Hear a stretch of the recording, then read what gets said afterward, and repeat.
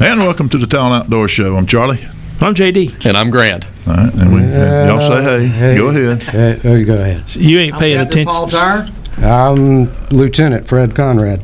Hey, you ain't paying attention, Charlie. What?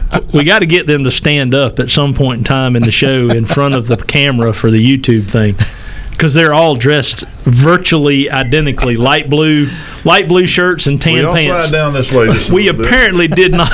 We apparently did not get the memo. What is it? Y'all look like a bunch of insurance salesmen. So one of them is. Y'all yeah. Y'all look at that. So Charlie made fun of my belt earlier this week. You got a fancy brand on? Like he's got Orvis. I got a quail. He's got a quail? Yeah. You got some bass fishing stuff on And there. I got an AIG shirt I won. There you go. Oh, people in radio land are going to want these. And I wore you're wearing blue. But I got on blue jeans, not tan khakis or well, I got otherwise. tan pants, but I got blue checkered shirts. You want to trade shirts? No. All right, it's clean. Is that Well, then I'd look like them. I don't want to look like them. Oh, Charlie playing I don't want to look footsie like you either. the table at dogs down there. All right, so I'm sorry, y'all. It's just it only came up because somebody put out a memo on how to dress. We have a dress code now for the show. Is that what it is? We have a dress code. The only thing I did this morning was I knew I was going to come in here today to.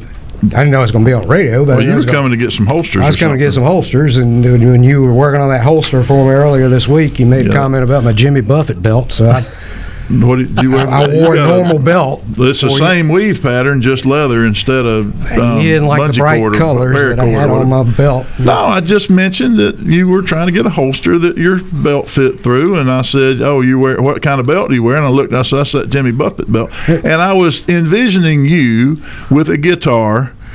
All right. Sitting out by the pool or on the beach or singing or something, kind of like that picture I posted on the last YouTube video. Did you watch the video? I didn't see the video. You didn't see it. I don't like looking at myself. I took your Facebook profile photo and I put that up there, and then I put a picture of you on your website with you in a uniform. I mean, not a uniform, a suit. Yeah, that's a uniform. And I said, "This is Fred Conrad." They put your all your stuff up there so they know how to contact you. And then I said, "This is Fred," and then I showed your profile picture and you with no shirt on. I said, "This is also Fred." So usually the only time that's your public profile, so it's not like I went into the archives and pulled out anything sensitive. I just got the thing that you put out to the world. Well, I mean, and I reckon my dog wants to go out. I guess since I started my OnlyFans page, I'm used to being without a shirt. Oh my God! Oh man, what's OnlyFans? That's a thing where you can get fans. No, with only your. I know what OnlyFans is. I haven't subscribed to it or only anything. Only your shoes on. Apparently that's where only a smile. No, only a smile. That's where people with no moral standards go to make money. Yeah, well, lawyers. I mean, used to they go stand on a street corner. Now it's You know why when lawyers die, you know why you bury them 12 foot deep, not 6. I know, but I can't remember. Because deep down, they're really good people. Yeah. Oh, yeah. There you go. There you go. That aggravates him. So go ahead. More cowbell. So is that thing did that grease I put on there stay on there? You might want to check before you do that again. Now, if you really want to get you, he'd have put some pepper spray on it or something, and then you'd rub your eye and it'd swell up and you wouldn't know what happened. It's not just your eye. Yeah. Got poison ivy that way one time. You eat oysters with Tabasco on them, you better wash your hands. If you go and eat wings, chicken wings, with really, you get the real hot wings. The ghost pepper. First thing you do is go straight to the bathroom and wash your hands. Yep. Before you go to the bathroom and then wash your hands. Yep. So it's experience. Oh man, you're sitting in a restaurant and why is your eyes swole up? No, that ain't it. That ain't the only thing. I told the story about me making pepper sauce that time and being in a hurry to get to work. I'll tell you what, I grew me a bunch of cayenne peppers one time in the backyard. And I was proud of them peppers, and they made, man, I still got pepper sauce. I got 35-year-old pepper sauce at the house. Good stuff, you know. I grow me a pepper. Some of those peppers were as long as never mind. And just keep adding a little vinegar to it. But I was in a hurry to get to work. I had to be on shift at like 3 o'clock in the afternoon, so I had to leave the house early. And I was out there, and I looked out the window, and I'm like, man, I got to get them peppers up. They're gonna dry up. It was time to pick the peppers, and I went out there and had time to do it. Got my peppers cut up, got everything, got them bottled, got everything done. And I looked at the clock, and I'm like, I'm in a hurry. I got to go. So I went in the shower to take a shower to go to work. No. Did you get a whole peck of pickled peppers? No, yeah. Yeah, at least. But anyway, I went there to take a shower, and before I knew what was going on, I was on fire. You didn't have everywhere. You didn't have your Duke Cannon soap on a rope. I was on fire everywhere, buddy. I'm here to tell you. You were. It was bad, and it took me a minute to realize what was going on. When you go into law enforcement and they pepper spray you, okay, because that's part of the hazing. I mean, the academy is that we went through the academy. They had PR-24s, which was the Rodney King stick, the one with the little side handle, and that's politically correct. Well, I mean, that's the only way I can describe it. I don't know what that was, and that was the Rodney King thing. That's the reason they were popular no longer, in California. Yeah, and they are no longer PR-24s anymore after that incident. That took a decent weapon away, and so they. But now you think, okay, well, you got to be pepper sprayed now. So you got to be tased, you got to be pepper sprayed, and beat up. The only thing they don't make you do is get shot, and with real bullets. With real bullets, they do shoot you with plastic bullets, and so yeah, there was you get pepper sprayed, and they go, well, when you go home, you're probably going to get another dose. And it's, okay. So you go home and take a shower. And that's what happens. When I went through, I still had hair. And what happens is it gets all in your hair.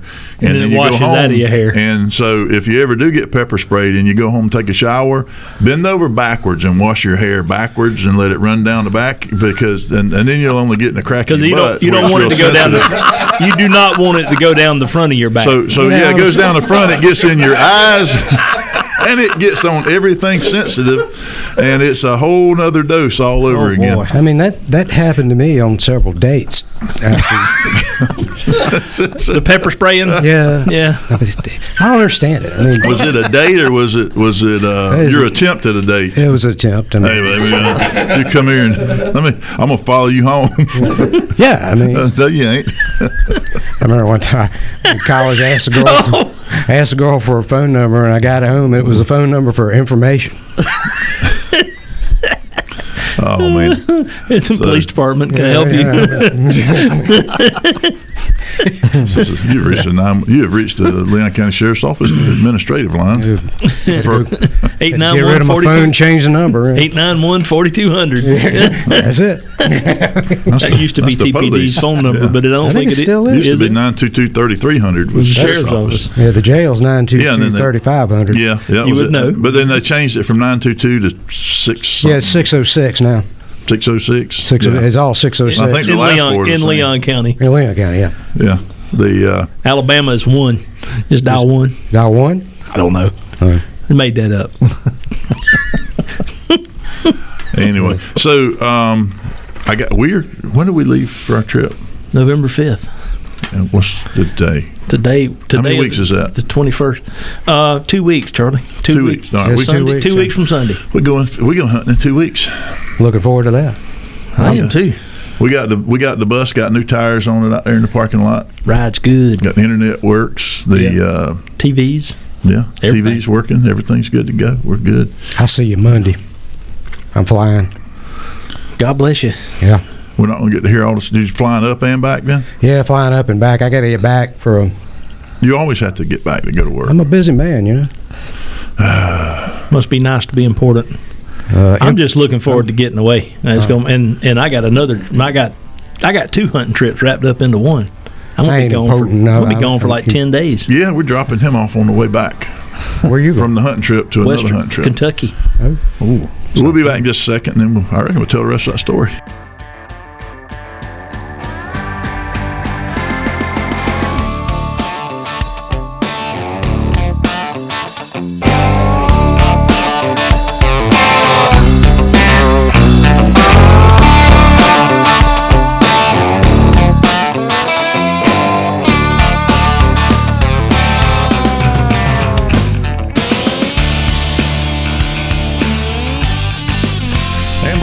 So, just for the people who are uninitiated, we go on a pheasant hunting trip every year to South Dakota.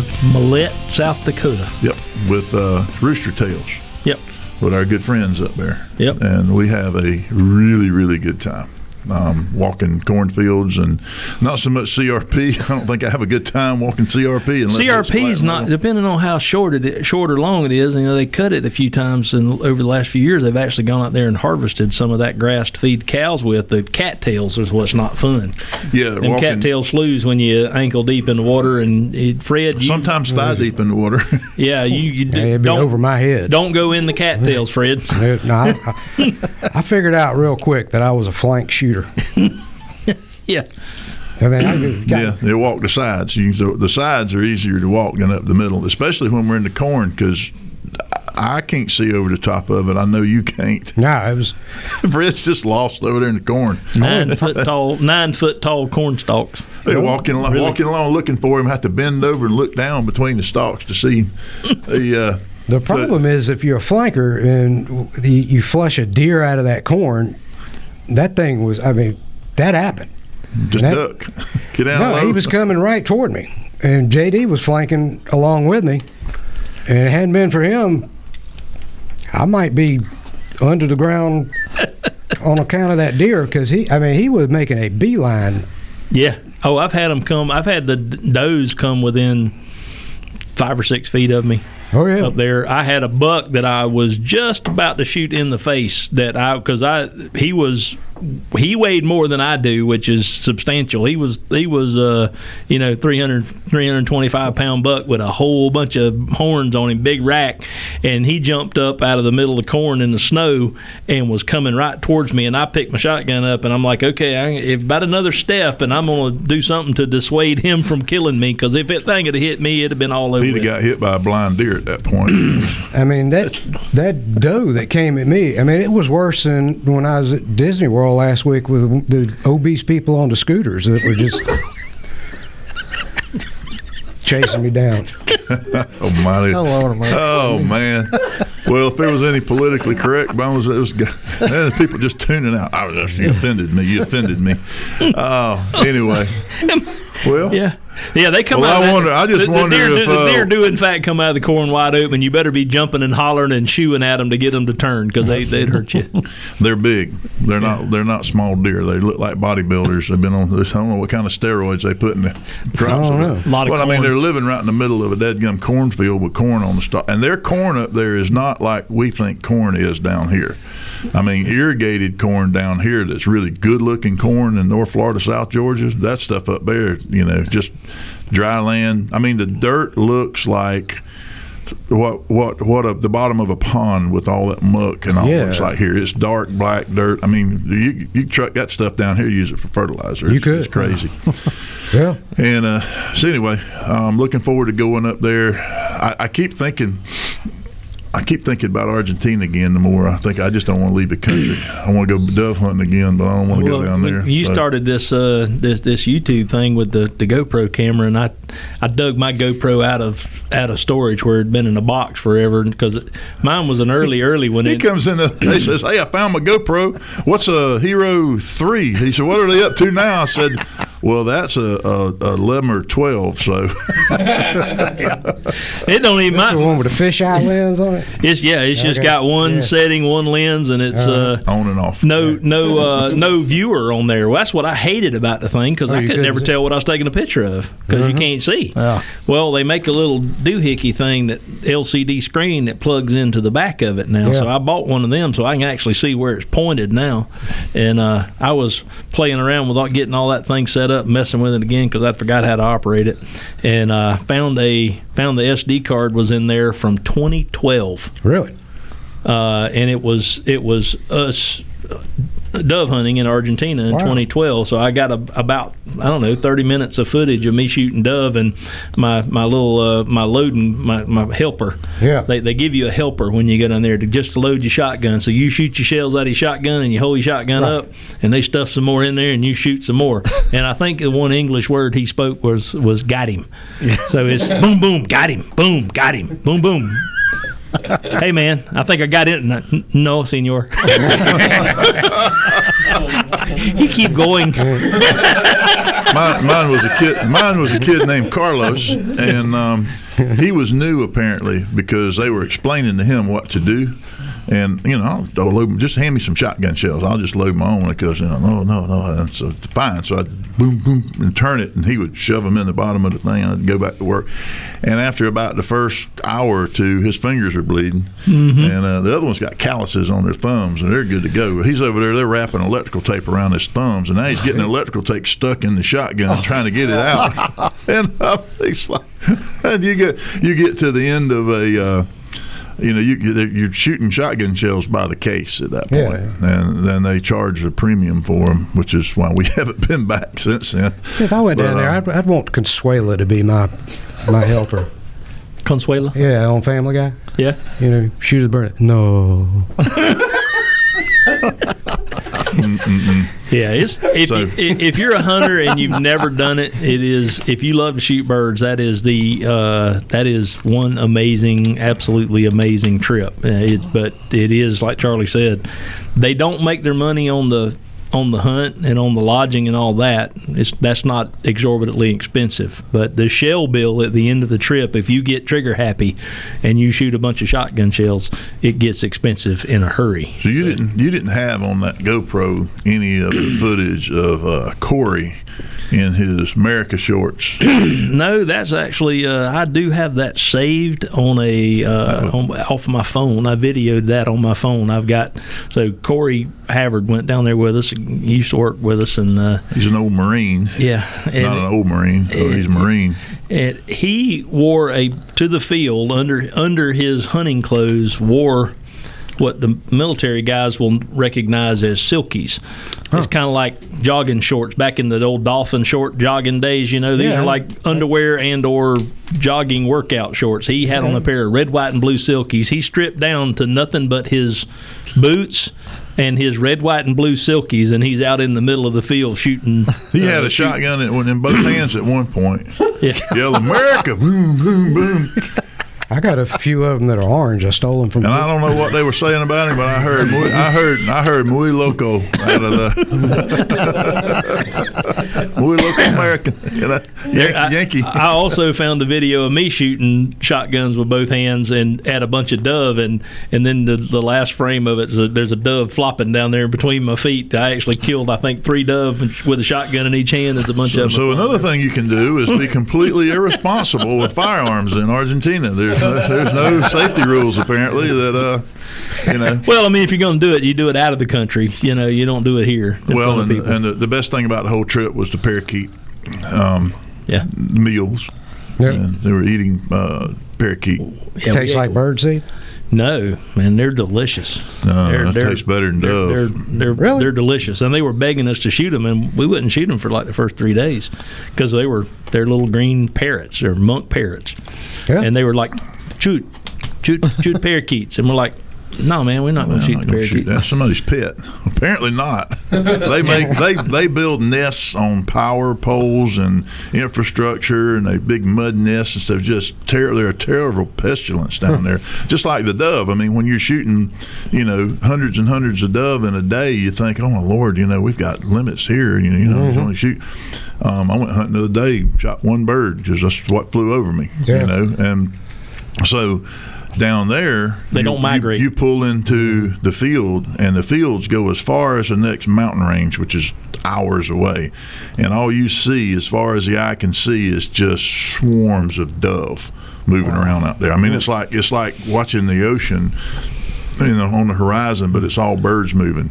You ever shot a banded dove? A what? A banded dove. I haven't. No. Yeah, I killed one once. I had a dove lease in Panacea, and a bird came over, shot him, got the band. You could send the band off, Like a duck. You call a number, and like a banded duck. And this is in Panacea where I shot this thing. I was real interested to see where that dove migrated from. Want to know where it came from? Panacea. Medart. Long distance. Apparently that was a local bird. That's one of them long distance doves. Yeah. I killed a banded mallard in Mississippi that had been banded 6 years previously. Really? In Saskatchewan, Canada. Wow. Killed it in Mississippi in the Delta. Yep. 6 years. Yep. It had been banded 6 years earlier as a chick. About I the guess. lifespan of a duck. Yeah, it was a trophy duck. Yeah. I arrested a guy one time. He had a New York tag. Did you band it? Got a New Jersey one too. No, but we called it in. We let him know we had him. He actually had a warrant from somewhere else. But the pheasant hunt's going to be a good time. I mean, because always those guys, Jesse, and they've done such a fantastic job. The clubhouse is awesome. It's a different kind of trip. If somebody's really, really interested, in next year, you might want to reach out and give us a shout and talk to JD. You reckon that waitress will abuse me again this year? If we pay her enough, she will. I promise you, she will. She will probably remember you. She will probably remember that joke. Yeah. I don't know. She'll ask, what size steak do you want this year? I didn't even mean to say that. People don't. Apparently, Fred doesn't measure steaks in ounces as inches. Yeah. The problem is, you go to that store. We got to feed him more alcohol this year and then see what he. Stop. I mean, they had that good vodka, and I couldn't wait to get some in me, and it. All right, it there you go. Quick. That's enough before we lose our family-friendly status, Fred. I knew it. See, it's just. And then that waitress would. We come back. See, Grant, I try. We come back. I'm going to talk about that new thermal scope I just put on the rifle. We're going to get to something hunting related that's not. Sounds good. Doesn't involve alcohol. How about that? Yeah. We'll be right back.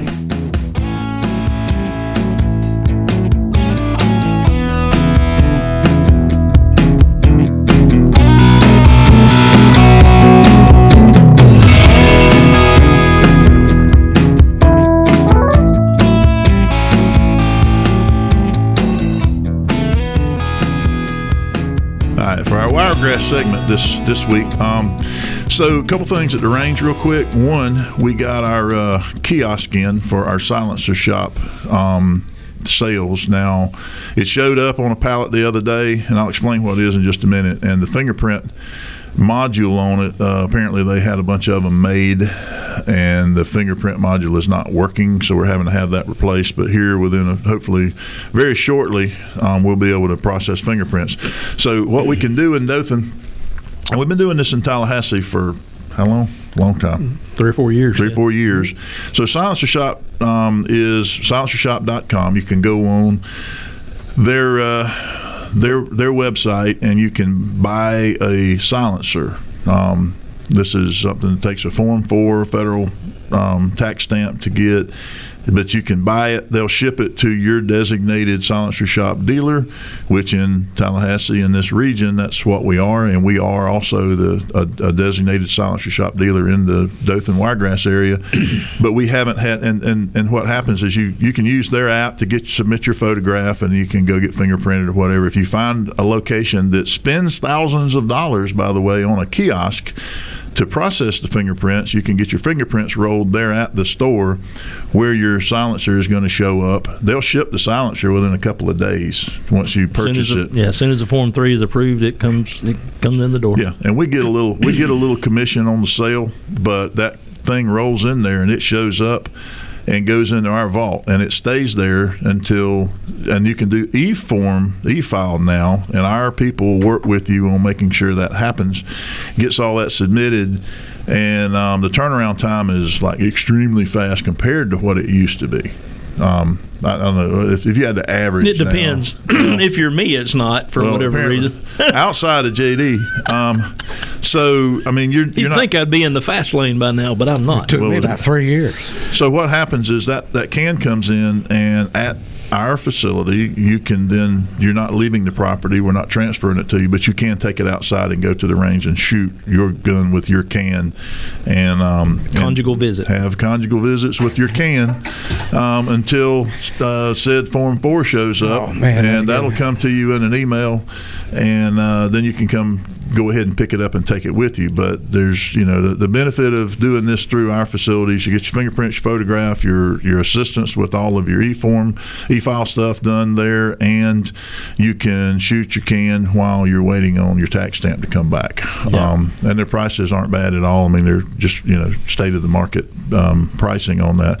So give us look at this one thing fixed. You do have to be. I want to mention, since we do have people in Florida listening, you got to be Alabama. You have to be an Alabama resident to buy a suppressor in Alabama. You can't buy suppressors across state lines. So if you live in Florida, you can come over here to Tallahassee. If you live in Alabama, you got to go to the range there. And depending on where you're at, I mean, you can't a lot of people conjugate across state line? Apparently not. Well, a lot of people that live in our Mariana area and Bluntstein, that area that listen in our North Florida listening radius for this show, think that going to Dothan is quicker than going to our Tallahassee facility. We're not on the far side of Tallahassee. When I leave my house, and I live on Highway 73 south of Mariana, in an undisclosed location, it takes me over an hour to get to the range in Dothan, but only takes me 50 minutes to get to the range here. So it just depends. So because I-10, and I've ridden with you, and it's scary.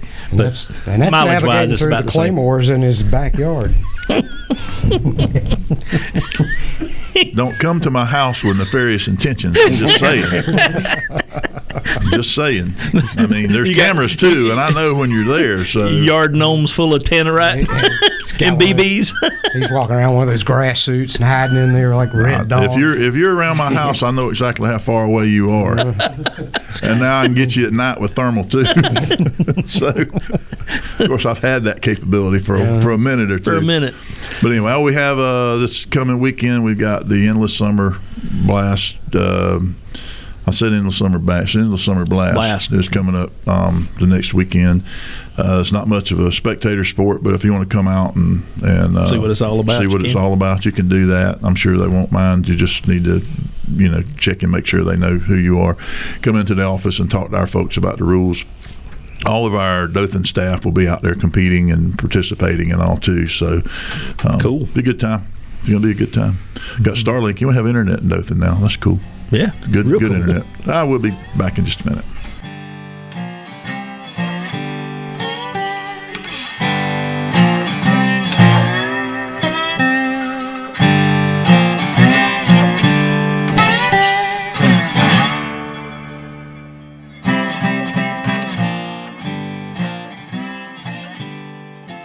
All right, we're back. So, for those of you on the radio in Tallahassee, you probably missed the Dothan segment, since that's the only one. But if you listen to it on anything electronically, you got it. So it's going to sound like we're a little out of order. Anyhow, so the other day I come into the shop, and I've been looking for.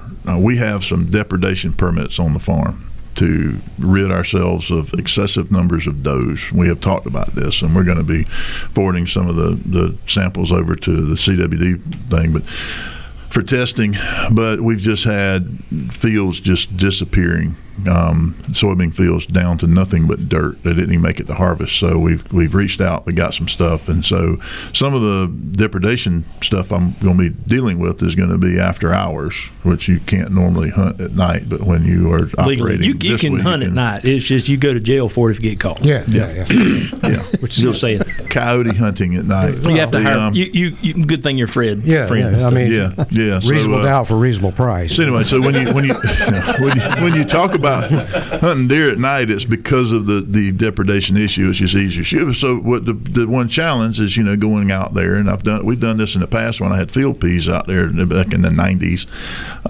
They go, so you've had these before? I said, yeah, I know how they work. I said, they may have changed. He goes, when was the last time you did it? I said, 1995. He goes, yeah, it's it's different now. And so they sent me the rules and sent me a handful of tags and all, like doe tags, but they're metal for some reason. And I don't like going out with a spotlight and a loud rifle because it gets too much. People don't understand that you're doing it. You have to call in and let them know hey, the FWC, I'm going to be out here tonight doing this, and then you have to report at the end. So for it all to be legal and then claim what you took and all that. So I don't want to do that. So what I've done is we sell suppressors, silencers, and so I have that, and we sell rifles. So I was looking for the right caliber and the situation, and we also sell thermal, and we've got these new Wraith thermal scopes, which, by the way, Sight Mark Wraith are cool. They're for the money. They're a lot of bang for the what buck. they cost. And of course we have the Pulsars, which are really nice, but for a small compact thermal, this thing's awesome. So I had it. I said, well, I don't know what I want to put it on. I don't know if I want to put it on a 300 blackout. I don't know if I'll put it on something else, but I want to put it on something quiet. And we've got those. What's the model? Ruger American Ranch, okay. or Ruger American Predator is what you ended up with. It was a longer barrel than the Ranch, 2 inches longer. Yeah. So it's so you've got a 7.62 by 39, and was talking about that and all the surplus ammo and stuff that you got. And I was thinking, well, that's not a bad idea, but I'll get 300 blackout because I have some 300 blackout, but then I got to thinking about the fact that when the world ends, there's not going to be any 300 blackout just laying around. You're not going to happen upon that because It's not that popular, but the round you've got is. But the one thing that the military does use is 308. And so, and I shoot a lot of 308. I got a lot of different grain weight 308 sitting around that doesn't fire through my other rifle accurately. And so I bought this rifle yesterday, went home, put that Wraith on it, put my can on it, and went out in the yard. And in Dothan, we had some 168 grain boat-tail hollow point, which they're match rounds. They don't perform well at 2,000 something feet per second. They come apart in a deer, but at 1,000 feet per second in a subsonic round, they're quiet. Right. So I get this 168 grain boat-tail hollow point match rounds in this slower load, and I put it in this rifle. And I went out last night and out by the pond and just put a target out there at 50 yards and pulled the trigger, and all I heard was pep. Really? I mean, it sounded like a 22 short it's coming. 308. 308. And it's just and at that point you're shooting the equivalent of a 300 blackout because it's a 30 caliber bullet going at about 1,000 feet per second. Wow. And so now the difference is the 308 is capable at full bore speed, full load, of shooting out to 1,000 yards. I mean, and they're you're not going to shoot 1,000 yards at it. No, and you wouldn't be able to do that anyway. You got to at night. Yeah. No, at night you. That's why it's illegal for the most of us. At night you're like, go away. I got to get you far enough to hit you. It's kind of like a golden eagle deer. So I went out and I sighted this thing in, and so the sound was literally like a 22. It sounds like a pellet rifle is what it sounds like, and I'm shooting towards the pond, and the reason I'm shooting towards the pond, one is there's a hole and the bullet can't go anywhere. Another is because with the thermal, the surface of the water is red. All right, and the target frame is green. So it was like Christmas tree colors. And so what I did was I went down, I took a piece of the Coroplast that we use, and I cut a 1-inch square right in the middle of it, and I put it to where the pond was superimposed behind it. So now I'm looking at a green rectangle. Behind that, I've got red, and I could see the red hole in it, so I knew what I could aim at because you can't see anything except temperature variations. And so I get that. I get it on. I bore sight it. I take the bolt out, and I look through the barrel, and I shine a light down there, and I could see that white Coroplast target that we use for target backers, and I could see that, and I lined up the bore, and I could see the white, and I got down to the bottom corner, so that's centered up on that. And then you go to the scope, and you go into the menu settings. It's just a couple of clicks. You get over to the reticle, go down to the bottom, reticle sighting, sight in or something like that, and then you just put the crosshairs right on what your what the. That's how you sight it in? Yeah, you put the crosshairs. You on put what you're looking at. You put the crosshairs on where the bore is looking. Yeah. And you just move it over. I mean, so it's real easy. And then when you pull the trigger the first time, you go down and see where the hole's at, and then the hole is 3 or 4 inches low. So then you put the crosshairs on where you want to shoot, which is the little square I cut out, and then you just move the little X that pops up there over to the middle of the over to where the bullet hole was, and push a button, and it's dead on. Now, what I found out at night. No, you can do it at daytime. Okay. So it's temperature. It doesn't matter if the light is completely irrelevant. It's all heat. Huh. So when so then I moved out to 100, and I'm shooting about 5 to 6 inches low at 100 because that bullet's only traveling at 1,000 feet per second. Yeah, that was my question. So then what we did, I sighted it, I brought it back up, did the same thing at 100. It's dead on at 100. Put 2 bullets, I sent you a picture, 2 rounds in the same hole at 100 yards. And then I came back to the 50 once I had it dialed in there, so I know I need to aim 4 inches low at 50 yards. Yeah, Fred, the difference is if you let's just say you're shooting with a scope and no suppressor, none of this nighttime stuff. Let's just say you're dead on zeroed at 100 yards with standard velocity 308, 2,800 feet per second, 308 ammo. Okay. And let's say you're dead on at 100. When you change over to subsonic, same hold, same everything, you're going to be hitting about 20 inches, 22 inches below that. That much of a drop? Yes, because you're 2,800 feet per second, 1,000 feet per second. Okay. But to get a suppressor to be quiet, like you see in Hollywood, or whatever, to get that no sound, that you hear in the movies, the bullet can't break the sound barrier. If the bullet goes faster than 1,050 feet per second at sea level, you're breaking the sound barrier, and you get that that you hear. Man, that's the sound good. breaker. That's exactly what it sounds like. I've heard it. But you don't hear the boom. You hear that. So you lose the boom with a can if you're using supersonic, but you still get the crack, and people can still tell. They still hear the shot. But you don't have to. You can go without wearing hearing protection, and you're fine. Yeah, I mean that's my suppressor when I'm shooting in the backyard. Night. Get you a 22. Shoot a 22 short with a 22 can, and nobody will even know it happened. Keep the neighbor from getting. Well, standard velocity 22 long rifle is 1,025 feet per second. Yeah. So it's if you run it through a shorter barrel with a can. Yeah, and if you run it through you're losing some velocity, and that's out of a longer barrel. So how big is the scope? I mean, how long is it? It's only about, I don't know, what's that, 10 inches long, 10, 11 inches? The Wraith? It's small. He said that's 10 inches. This is about that big. For those in radio land that aren't watching the video, it's about 6-7 inches long. About yay long. I don't know.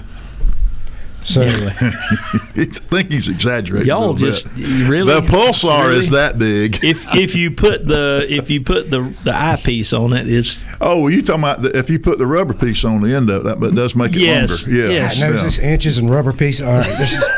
Well, it's got one of those accordion-looking eye things that seals up around that keeps the light out. But okay. What?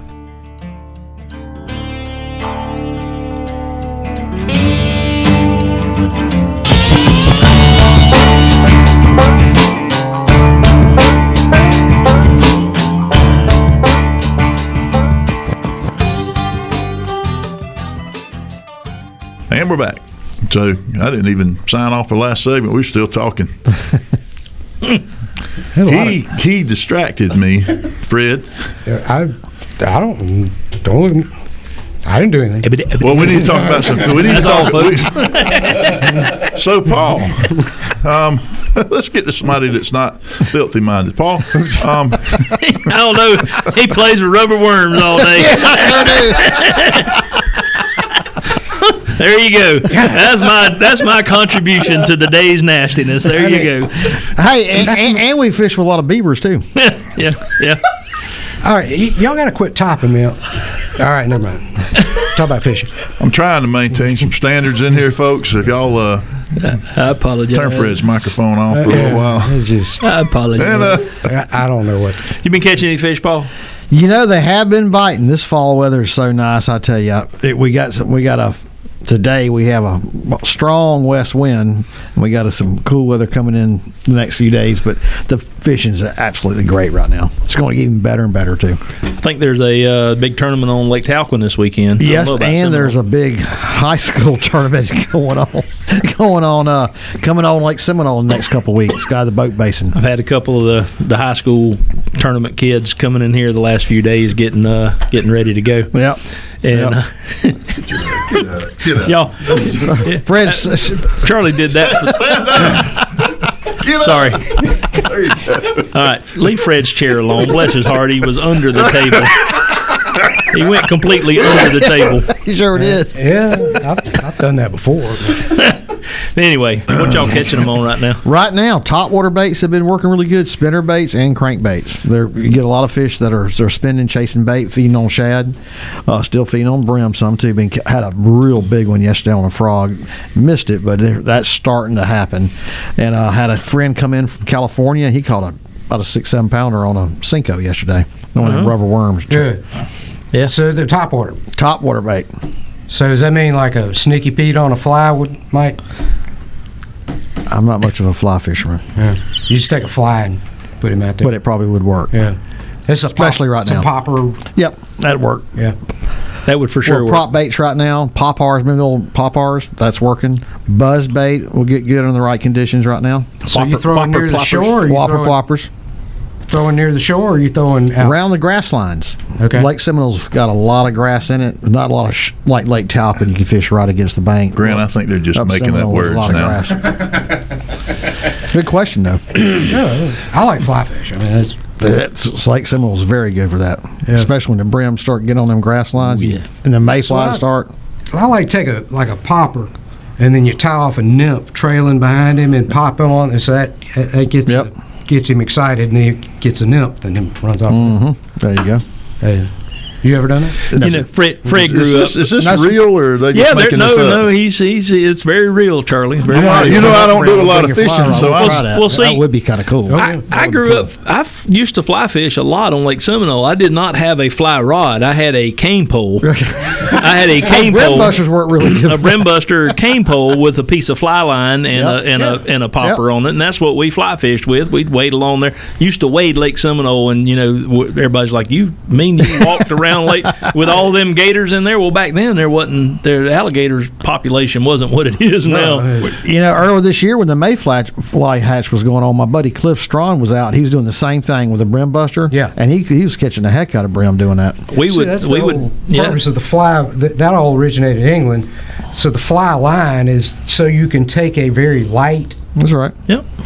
lure, and chunk it out there where you otherwise couldn't do that Because your line's spin it. heavy. Right. Yeah. So you use the line and the weight of the line. You have a tippet and a leader on the end of the line, and that's what puts the bug. Mm-hmm. That's right. If you're good, you can put that anywhere bug, you want to. Yeah. Up under trees, everywhere. Oh yeah. Yeah, they do that rolling. If you're not good, you hook your ear. They do that big rolling cast where that line will just roll out across the water and lay perfect. Yeah, lay you it go perfect right right up under a limb, and big old bluegill or river brim or something get it, or bass. Yeah, I've accidentally caught bass brim fishing. Sure. I lost a very, very large bass on Lake Talon one time. I mean, it was probably 7 or 8 pounder. Hit a little old bitty tiny popper, little bitty glow bug. Oh yeah. And I had no chance of landing it because the hook's tiny. You can't get in that big old largemouth. Yeah, last 2 years ago, JD, I had a guy. We were crappie fishing, using forward-facing sonar, and the guy he goes, "Look at that big fish down there," and fish it hooked. He goes, "Oh, I got it," and he started fighting the fish in. Well, I'm thinking it's a catfish, so I go over there and tighten his drag up, keep tightening his drag up. Finally, get the fish comes up. It's a 12-pound bass. I could not believe it. Really? On a little bitty 1/8 ounce crappie bait. Jig and a number 6 with a number 6 hook in it. Yeah. On a TFO rod. Yeah. Yeah, you go out west and do these fly trips for rainbow trout, brown trout. The hooks are Little bitty hooks. A largemouth bass's mouth is a whole lot different than that. Yeah. Getting a little bitty hook to stay in a largemouth's mouth is You just got to have a powerful forearm to be able to jerk it. there you go. I reckon so. Yeah. Right. Yeah, it's definitely my deer season starts today. So when y'all listen to this show, I'm gonna be hopefully either loading the deer up in the truck or still sitting in the stand. So I'm gonna go get in the tree this morning, and Georgia deer season starts. So that's tomorrow. Yeah, or today. Or today. what? Yeah, today the day of the show airs. Yeah. Okay. I just wish it was a little cooler. So, Paul, are you staying booked up on fishing trips? Yes, sir. Yes, sir. Like I said, I got some folks. Got a guy here from California for this week, and then all through November, got some trips already lined up. But this is, like I said, I love fishing in the spring, but this is one of the best time of years to fish. So you got a guy from California, Kansas City. Yep, all the way to California. And he's Here here for a all week. All week. Yes, sir. Take him every day. Yes, sir. Well, you get people from all over the country. Yes, on a I've had regular them from other basis. countries too. It's really been a blessing to be able to take so many different people fishing. So, how many personal bests have you? For this year, it's right at 140 for this year. Wow. 140. How many trips you go on? A lot. Yeah, he fishes. Is there 140 days in the year? Last time I checked, there was He might have had two people on the boat and both got personal bests. That's how I've had that happen. Yeah. So, But then you have those days when they don't want to bite too. Now that happens. Fred, don't try to do math here. Just stick to the law. All that smoke coming up, smoke coming out from under the headphones. You know. But I tell you what, I was out this 2 days ago. The fog bank coming at the mouth of the Flint River. I got a picture of it. I'll send it to you. You can post it. It was amazing. I love this time of year. That water's cooling off. It's going to get so good. I saw some really cool fog-related phenomenon here lately. Just like driving early in the morning or whatever, and seeing that separation as it's coming up. Cross over the river or something and look down. Pretty stuff going on. Yep. When I was back when I was a young man and an avid duck hunter, I used to love those really, really foggy, heavy foggy mornings on Lake Seminole, because the ducks kind of have to use the islands to navigate early in the mornings when it's really foggy, because they can't tell where they're going. So they get really close and low. They'll get low to the water and close to the islands, which is where the only place you got to hide on Lake Seminole unless you have a layout boat. So you used to know it was going to be a really good duck hunting morning on Seminole when it get those old foggy mornings, and you're sitting on an island and you hear them coming before you see them. You hear their wings whistling. Yeah. And, that's the difference between you duck hunting in the morning and me duck hunting, is because you hear them and see them. I hear them, and that's the end of that story. and they gone. You'd expect like zombies to come out of that thing. That was wild looking. You come over there and eat you. That's okay, guys. We're just having a radio show here. Fred, you're supposed to say sidebar. I was looking at that fog bank he's got there. Yeah, that's a Well, hold wild it up to picture. the camera so they can see it over there. There you go. Now, if I knew what I was doing, I could get him to send me that picture, then I would put it in this video in post-production. What was that? Post-production. I don't know if I still have that picture of that Japanese lure that you was talking about on one of the shows. I looked it up. I think you were on the phone, and I looked up that thing, and that was a goofy looking. The basket. It was the one that the Japanese guy won the tournament on Seminole. Oh, that little cube thing with us. Yeah. Funky looking. Yeah, it is. They want $25 for 3 of them. Really? Yeah, they're proud of them things.